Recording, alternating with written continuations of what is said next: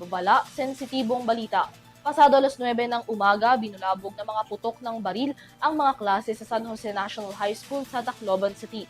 3 estudyante ang kumpirmadong nasawi mula sa pamamaril, habang 7 naman ang sugatan.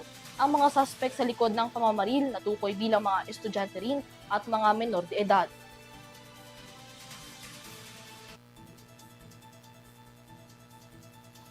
Ayon sa Tacloban City Police Office, kapwa grade 9 students ang suspect sa pamamaril na naaresto rin kaagad ng mga kapulisan.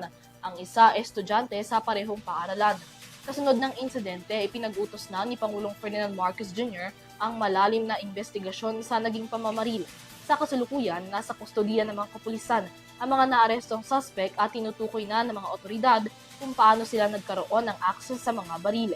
Nakabinbin pa ang kanilang referral sa Tacloban City Social Welfare and Development Office bilang ang mga suspect ay mga menor de edad pa. Marinding kinondena ng Department of Education ang naging insidente kasabay ng pagpapaabot ng pakikiramay sa pamilya ng mga biktima. Nakikipagtulungan na rin ng DepEd sa DSWD para sa pagbibigay ng psychosocial support at iba pang tulong at assistance para sa mga biktima, mga mag-aaral at school personnel. Sa ngayon, mahigpit pa rin nakaalerto ang mga otoridad sa lugar habang tinutukoy din kung may iba pang sangkot sa insidente. Sa gitna ng investigasyon, nanawagan naman ang mga otoridad ng kooperasyon at pag-iwas na magpakalat ng maling impormasyon sa nasabing insidente.